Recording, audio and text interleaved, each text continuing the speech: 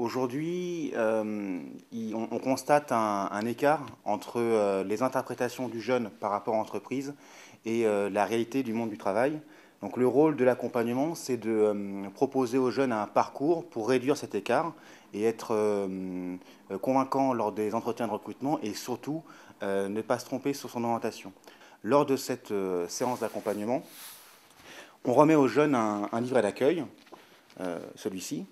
Ce livret d'accueil est un document important, c'est un petit peu un document référent, un document de correspondance entre le jeune et le chargé de relations entreprises. C'est un document qui va présenter le CFA, qui va présenter les valeurs clés qui feront le succès du jeune dans la formation, mais aussi les valeurs clés qui feront le succès du jeune dans la signature du contrat d'apprentissage. Cet espace permet de proposer aux jeunes des ressources pour bâtir son CV, se renseigner sur les métiers, se renseigner sur les secteurs et aussi de déposer des documents pour pouvoir correspondre à distance avec le chargé de relations entreprises. C'est vraiment un outil qui est intéressant pour les jeunes qui ne sont pas disponibles, qui doivent passer des examens et que l'on ne peut pas rencontrer toutes les semaines. Alors, le dispositif Passerelle, c'est un dispositif qui va permettre aux jeunes de débuter sa formation sans contrat.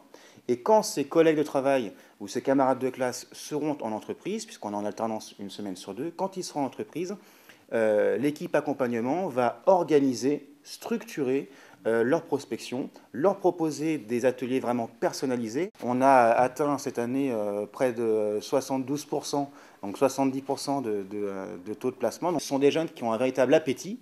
Maintenant, parfois, ils ont du mal à l'exprimer ou à le promouvoir. C'est le rôle de la passerelle de leur permettre, de leur donner des clés de succès, des clés de réussite.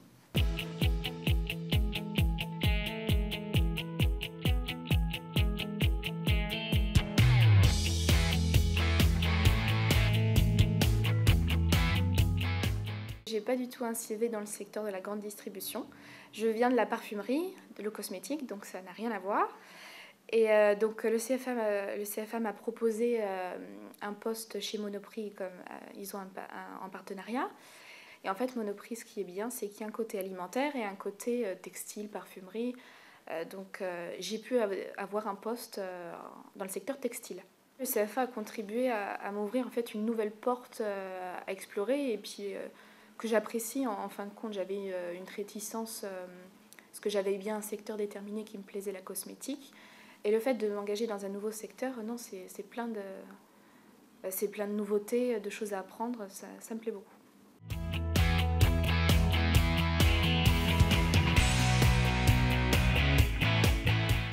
Les conseils que je pourrais donner à un jeune qui veut rentrer dans la distribution, et bon, particulièrement chez nous, c'est simple. C'est d'une première, aller en échanger, soit autour de lui, soit avec des personnes qui travaillent en magasin. Et c'est ce qu'on leur dit souvent, aller rencontrer dans un magasin Simply Market des managers de rayon pour échanger sur leur métier. Déjà, ça vous donne une source d'infos non négligeable. Et la deuxième chose, c'est si ça, effectivement, ça ne suffit pas à vous prouver que c'est ce qui vous plaira, eh bien, vous renseignez en échangeant avec d'autres apprentis de l'école dans laquelle vous postulez et aussi via tout ce qui est forum internet. Alors la prise de hauteur telle que l'on peut en parler aux jeunes, c'est d'avoir porté sa réflexion sur ce qu'il veut faire. Quand il nous dit oui, mon projet c'est de faire ça et ça, on peut tout à fait l'entendre.